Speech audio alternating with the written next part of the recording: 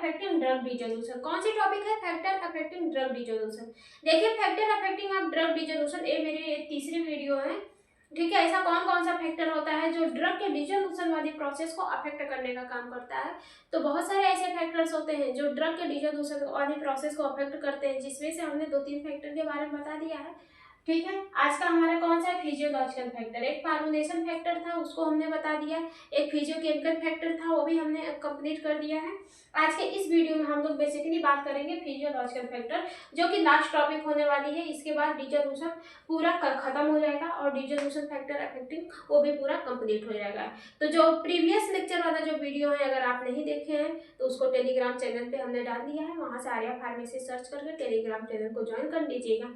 अगर वहां से नहीं तो डिस्क्रिप्शन में भी हमने चैनल का लिंक डाल दिया है, आप वहां से क्लिक करके सीधा चैनल पे जाकर सारे वीडियो लेक्चर आप वहां से फ्री में पढ़ सकते हैं, ठीक है। बात समझ में आई कि नहीं? तो फिजियोलॉजिकल फैक्टर्स क्या होते हैं? देखिए पहले बात तो फैक्टर्स क्या होते हैं, फैक्टर्स वो कंपोनेंट्स होते हैं। फैक्टर अफेक्टिव्स क्या होते हैं? फैक्टर अफेक्टिव्स एक ऐसी प्रोसेस होती है जिसमें हमारे डिसोल्यूशन प्रोसेस को अफेक्ट करने, मतलब वैसा कंपोनेंट्स होते हैं जो डिसोल्यूशन प्रोसेस को वीक करते हैं, डिसोल्यूशन प्रोसेस को कमजोर बनाने का काम करते हैं, उसी को फैक्टर अफेक्टिंग ऑफ डिसोल्यूशन के नाम से जानते हैं। तो जिसमें से हमारा तीसरा कौन सा है? Physiological factor. फिजियोलॉजिकल फैक्टर में कौन सा है? GIT moiety.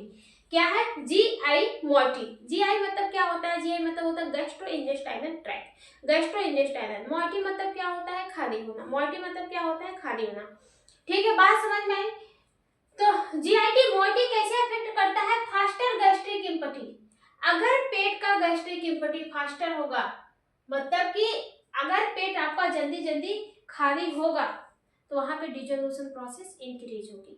मतलब पेट आपका जितना भरा रहेगा वहां पे डिसोल्यूशन प्रोसेस कम होगी, पेट जितना खाली रहेगा वहां पे डिसोल्यूशन प्रोसेस एकदम 100% होगी। मतलब डिसोल्यूशन क्या होगा? इंक्रीज होगा जितना पेट आपका खाली होगा, ठीक है। फिर GIT pH affect ionisation and the solubility of the drug. ये जो और जीआईटी पीएच क्या होते हैं? जैसे अभी हमारे स्टमक का पीएच क्या है? एसिड है।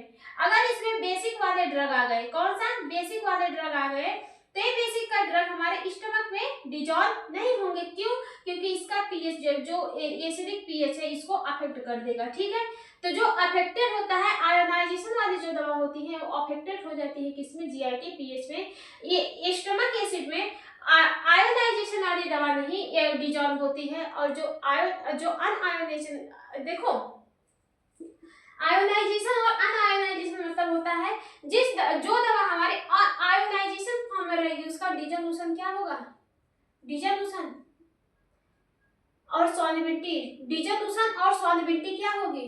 सॉल्युबिलिटी डिक्रीज होगी। और जो दवा हमारे अनआयोनाइजेशन में रहेगी उसका डिसोल्यूशन भी इंक्रीज होगा और सॉल्युबिलिटी भी इंक्रीज होगी। बात समझ में? सॉल्युबिलिटी भी क्या होगी? इंक्रीज होगी।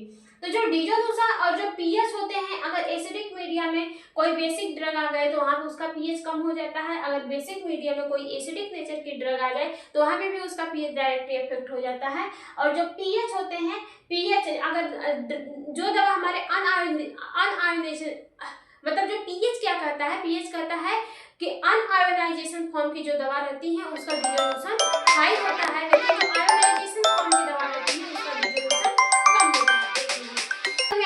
तो जो दवा हमारे अनआयोनाइजेशन फॉर्म में रहती है उसका डिसोल्यूशन कम होता है, और जो दवा हमारे अनआयोनाइजेशन फॉर्म में रहती है उसका डिसोल्यूशन हाई होता है, और जिस दवा का आयोनाइजेशन फॉर्म होता है उसका डिसोल्यूशन कम होता है। तो आई होप आपको समझ में आया होगा। फिर इसके बाद क्या है? GIT fluid value. क्या है? GIT fluid value.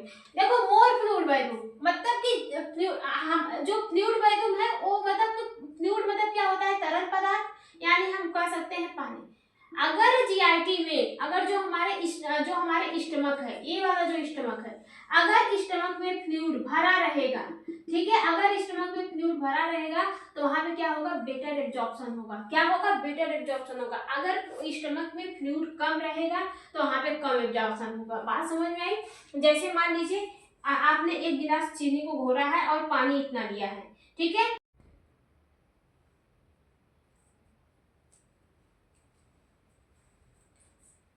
बात समझ में आई? तो जो मेरा जीआईटी फ्लूइड वॉल्यूम होता होता है, ये क्या कर रहा है, जीआईटी फ्लूइड वैल्यूम ये कहता है कि अगर स्टमक में जितना फ्लूइड भरा रहेगा उतना ही एब्जॉर्प्शन होगा, अगर स्टमक में फ्लूइड कम रहेगा तो कम एब्जॉर्प्शन होगा। जैसे समझिए इसमें जीआईटी फ्लूइड वैल्यूम, ये वैल्यूम क्या है, वैल्यूम मतलब होता है मात्रा, कितने मात्रा में, और फ्लूइड मतलब क्या है, तरल या फिर पानी। मान लेते हैं क्या भरा है, पानी। अब देखो अगर इतने सारे चीनी को आप इतने गिलास में घोरेंगे तो घुलेगा नहीं, घुलेगा, लेकिन इतनी सी चीनी को आप इतने बड़े गिलास में घोरेंगे तो आसानी से, इतने बड़े पानी में घोलेंगे तो आसानी से घुल जाएगा। इस चीनी को इसमें घुलने में दिक्कत होगी, क्यों, क्योंकि ये सारी चीनी सॉल्वेंट में ज्यादा पड़ेगी, कि सॉल्वेंट की कंसंट्रेशन वहां पे कम है, मतलब वो वहां पे जाके बैठ जाएगी और आसानी से डिजॉल्व नहीं होगी, लेकिन ये चीनी इतने सारे सॉल्वेंट में आसानी से डिजॉल्व हो जाएगी।